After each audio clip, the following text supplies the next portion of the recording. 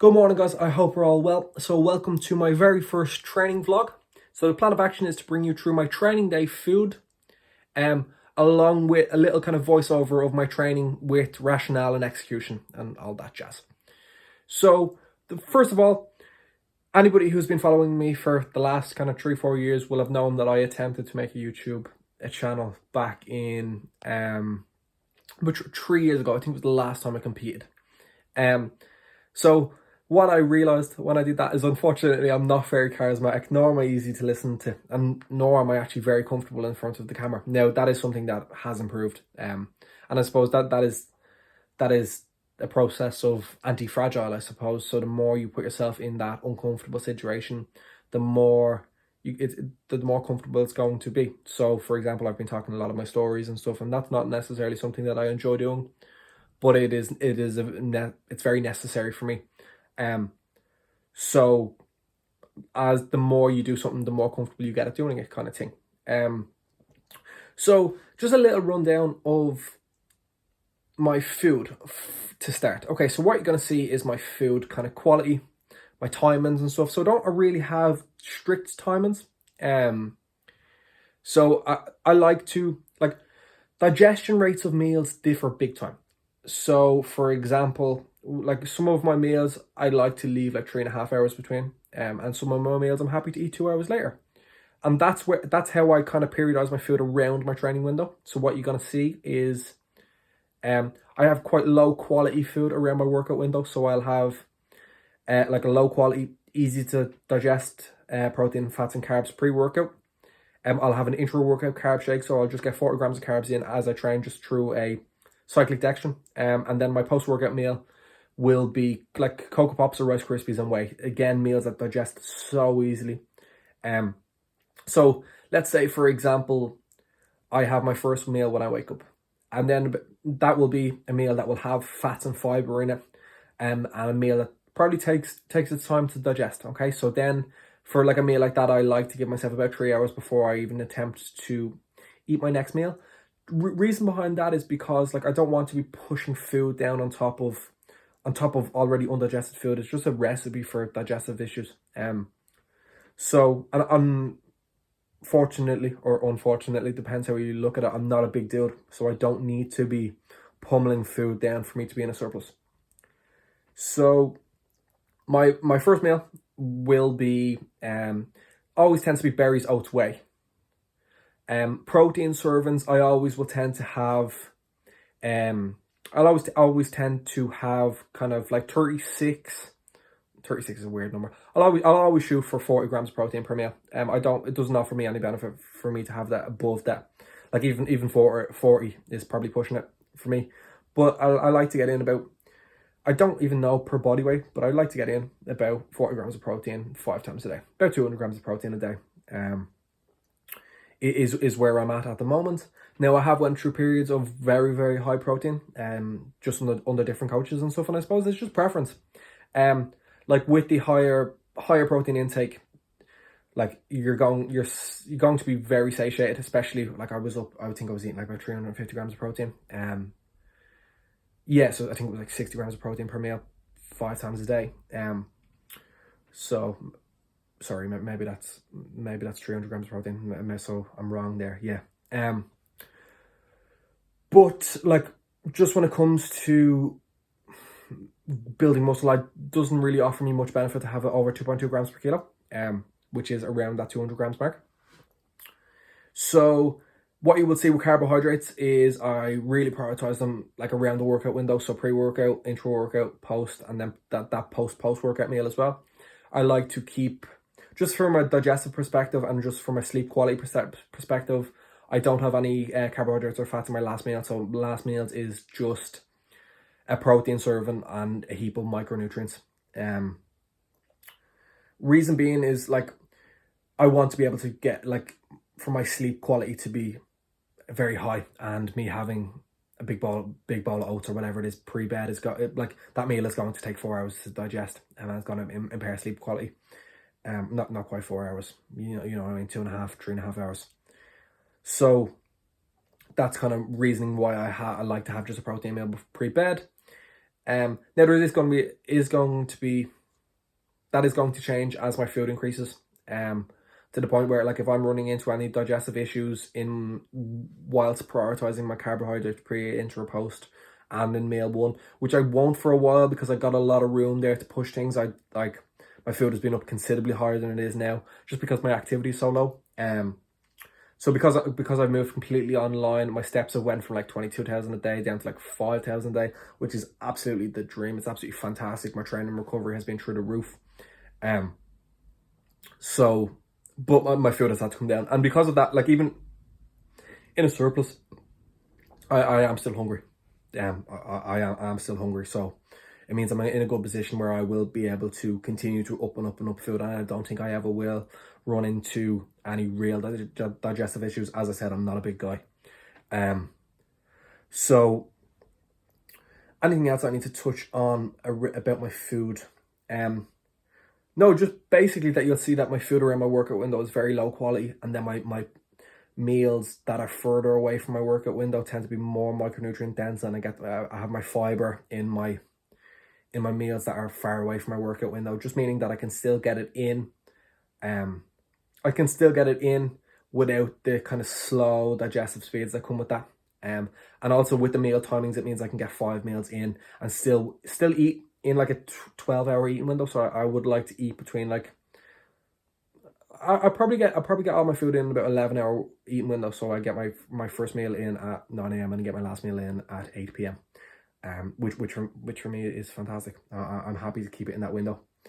And I'm sure I've missed out on things there. So anything, guys, that I throw up here, that I leave things out because it's inevitable that I'm not going to be able to cover everything. So if and when that happens, just pop me a message on Instagram. It's no big deal. I'll get back to you within 24 hours, and I'm happy to help there. So one thing that I haven't covered is actually a couple of things I didn't cover. I'm already fucking 7 minutes into this video. So I do apologize. I do apologize about me. So yes. So first of all, as I said, I attempted to do these videos about three years ago, but I suppose I was probably trying to come across as somebody that I'm not. So as I said, I'm not necessarily funny. Well, I do find myself funny. And maybe I am funny at times, but I won't be, like, everything that I do will purely be related to training, and it won't be entertainment based, basically. And like maybe in time my videos will get more professional, but let's look at that in like 18 months time or so. So what I'm going to do is just kind of these kind of videos back to back, and we'll just take it as it comes. Okay, so what I'm going to do now is we're going to jump into a training voiceover. Maybe I have a meal to throw in again, so I'll throw in a meal, my pre-workout meal, and then we'll jump into a training voiceover where I will give you rationale behind all of my training. Oh yeah, so one more thing there is all of the things that you see me do in my intro to this video. So you see me take my blood pressure, my blood glucose, I took my HRV, and then I journaled and meditated. So that is part of my morning routine, and that was just like what I was doing there. So instead of it just looks like. Okay, so we're going to run down through my training with some rationale behind my exercise selection and my exercise order. So first of all, I use this movement as a primer so I don't take the set close to fail at all. Let's look at my execution. So something that you'll be told very often is to pin the shoulder blades back while you're training press movements, and that is not the case. So if you watch me here, it's not the case for all movements, sorry. So if you watch me here, I'm actively like rounding my shoulder blades forward when I'm in that shortened position. Okay, so next of all, I want to touch on why would we use this setup as opposed to a normal standing cable fly. So we get that stability from the bench that allows us to more accurately use like progressive overload. So like the stability there leaves us in a better position to create force. Why would we use this instead of a dumbbell? So a dumbbell is only going to be a big challenge in that length and range, which is not necessarily a good thing unless the goal is to leave it a little bit later in the session. So this offers a more accurate challenge for the pec. Absolutely. So usually the goal with the cuff is to remove joint forces, but I like to keep the cuffs a little bit higher, because like if you can see, I only have 2 pins on that stack, so my joints are not necessarily in the worry here at all. I like the setup of this. I like how it feels. So moving on, we are into my barbell. Not barbell. My Smith incline banded press. That's a fucking mouthful. So this offers me a lot more benefit than like a normal barbell bench press. I like the stability of the Smith machine. I like the profile when using the resistance band. Not necessary for everybody, but personally, it is a good plan for creating more of an accurate challenge. So what I'm doing here with these sets is I have a cluster set going on. So my first set I'm taking to 1 rep or 1.5 reps or 2 reps in the tank, and then I'm going back in 15 seconds later and going at the set again. So yeah, you'll see here again, and the goal being with these cluster sets is to both like create a challenge that I can benefit from but also recover from, because I'm training on the higher frequency. Two sets to failure here is too much for me to recover from. So 2 sets to failure is too much for me to recover from, but this set offers me the benefit of like the stimulus that I want, but allows me to recover and go into that session in 2 days' time fresh. Okay, so what else can I touch on here with the setup? So this would be a movement where I potentially would be thinking about like kind of pinning the shoulder blades back just for that extra stability that's offered there. As for my intent, so what I'm thinking about doing I'm thinking about driving my elbows in to touch each other. I'm thinking about driving my hands into to touch each other. Especially as I start to fatigue, it's really, really important that I keep that intent going on. And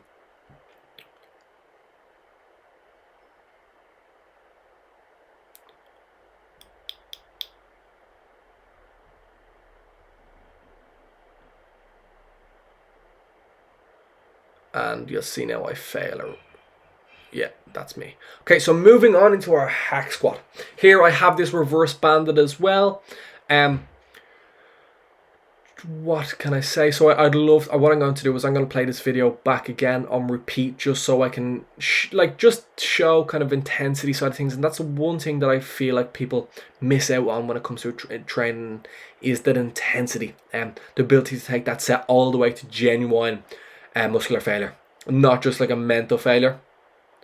And see what tends to happen is it's quite easy for us to take a set of bench press or a set of dumbbell press to failure, because it's just not a tough thing to do, and we end up getting lots of benefit when it comes to hypertrophy in our upper body, but then our lower body is lacking because of our ability to train hard. There's a number of other factors that go into there, but that's just something that I tend to notice a lot. So what I'm thinking about doing here is I'm thinking about driving my toes up into the top of my shoes. I have my feet like as low as I can get them on that pad without my heels coming up. So that's just a trial and error thing there. I do have a pair of Romaleros on there, so I do have a pair of weightlifting shoes on as well. So what I'm thinking about doing is driving my hips and lower back into that pad as hard as I can. I'm grabbing them handles, and what I'm doing is as if I'm in a fucking sit-up machine. I'm crunching down as hard as I can, just so I can be in a nice stable position to train the quads. And as you can see here, I'm taking them reps until I'm getting nice slow concentrics, which is what is necessary for hypertrophy. And I failed that set here. Okay, so the main thing I want to touch on here is why might this cable single arm be superior than using a long rope or a short rope. Okay, so first of all, we get that alignment of the tricep in line with the force being applied, being the cable. But what we get from a rope that we need to be conscious about is how much of our our medial delts trying to drive them ropes apart. So how much of the challenge in a rope pushdown is to our side delts. I'm sure you've noticed it before, like as you start to fatigue and every muscle group starts to kick in for you to like spread the ropes apart, that is a big challenge for the side delts and not necessarily a good challenge for the tricep. So what I would recommend is go single arm here, or I'm sure you've seen people do like double cable crossovers, but this cable stack just doesn't allow for it.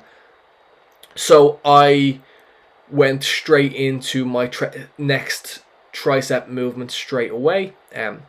So this is just my current skull crusher variation. Now I do think I will change it out. I have something that's slightly better here. So like resistance profile wise, what you can see is like I allowed for that elbow.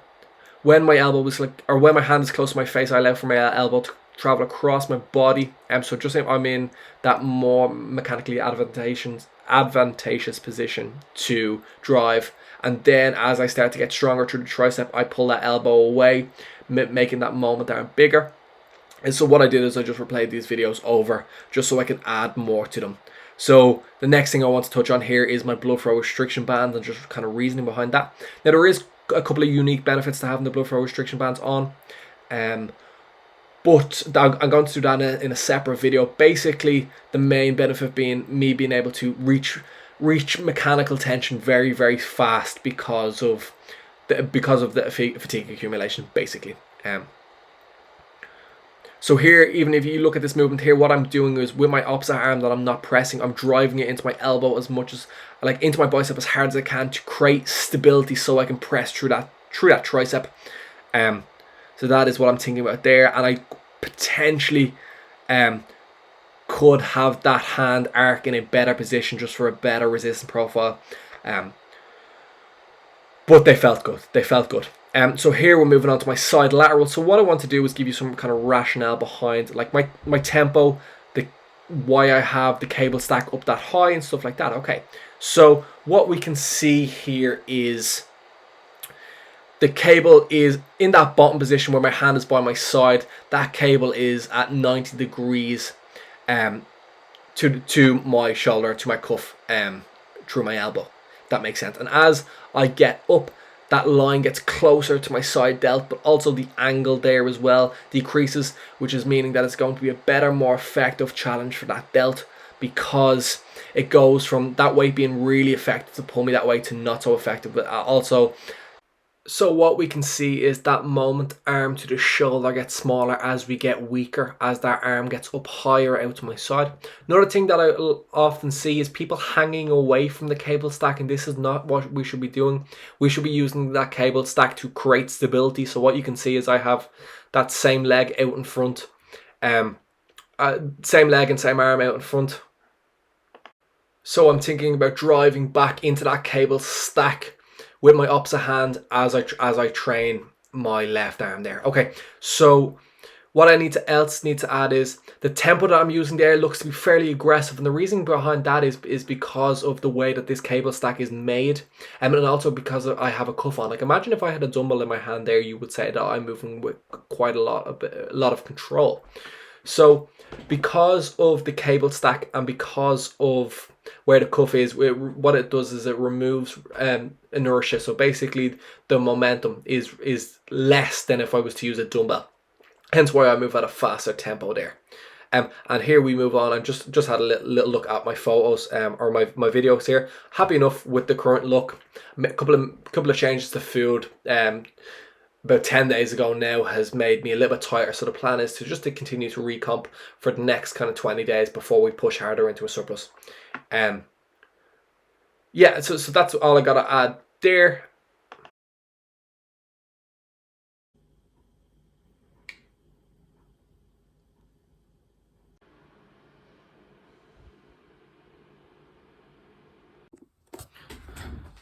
Okay, so I have more to add. I do apologize. It's been quite a long video. But just a couple of things that I haven't covered well that I'm going to touch on now. So just the reasoning behind like exercise order and stuff like that. Okay, well, okay. So we started off. A1 was a cuffed fly. So what I do there is I don't logbook that set. That's just a primer just to make sure that things are feeling good. And I will pair that with a rear delt fly, because your rear delt is going to play a role in stabilizing the shoulder when you're pressing. So I paired the two of them together. Then I went into my banded Smith press. So just that 1.5 sets there. So basically first set, don't take it to failure, rest for 15 seconds, go again, take that set to failure. Means I accumulate about, let's just, the roll I'm using is effective reps to accumulate my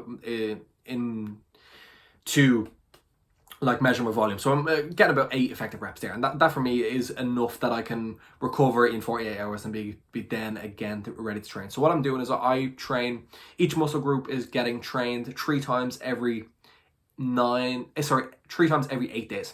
The volume is different between sessions and stuff, but this is just kind of like a brief overview.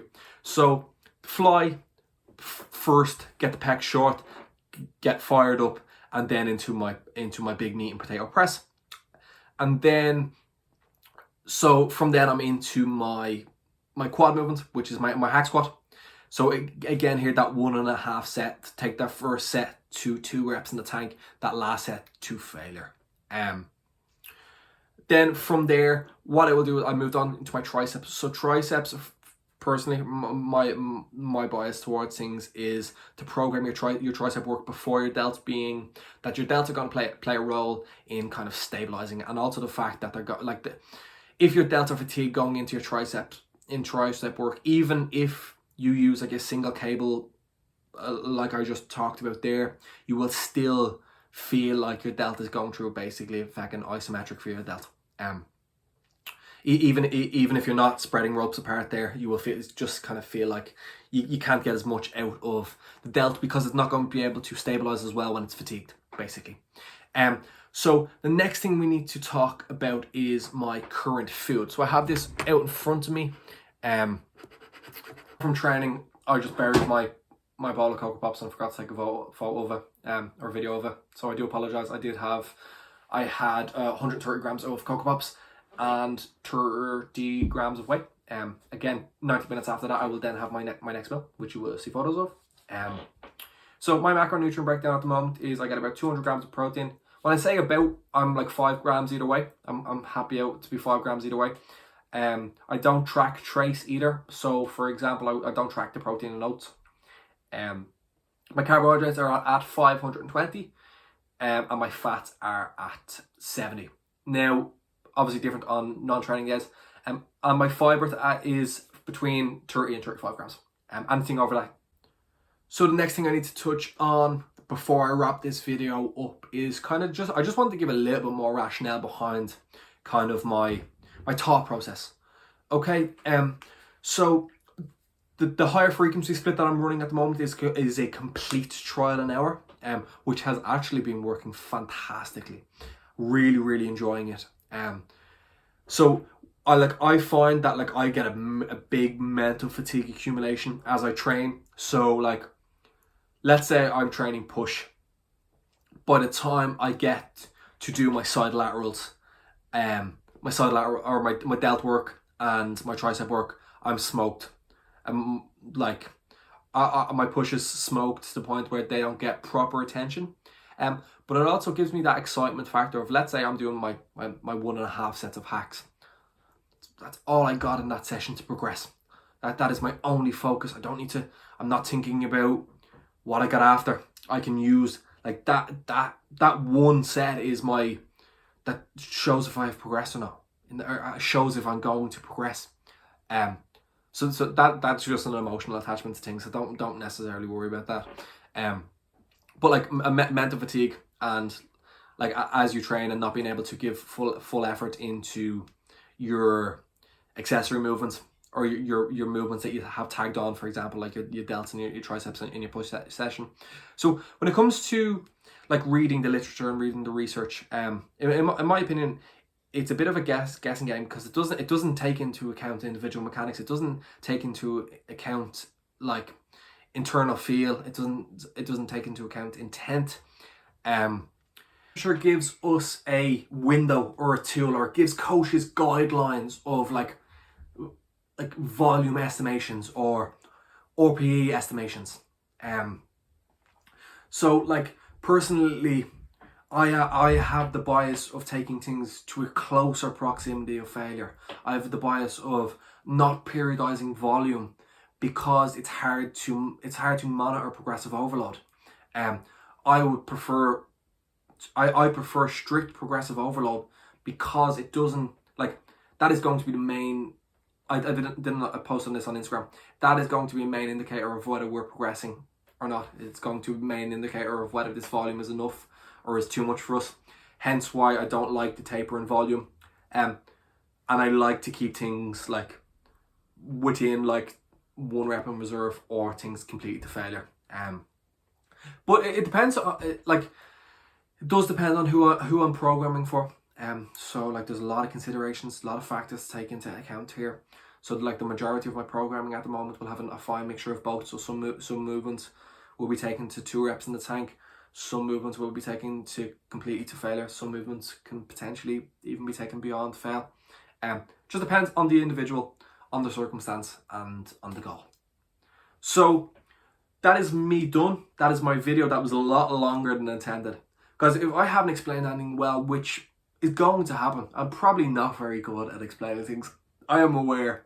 But if that is the case, please just shoot me a DM. I can send you over a voice note. It's absolutely no big deal if I can help you in any shape or form. And if anybody's interested in jumping on board with me for coaching, same again, get in contact with me through Instagram is probably the best bit. Now I am very picky on who I work with. Anyway, that's it for me. That video was far longer than intended. I do apologise. Hopefully I offered some value, guys. Any questions, give me a shout on Instagram, and I shall chat to you in the next one. Cheers, guys.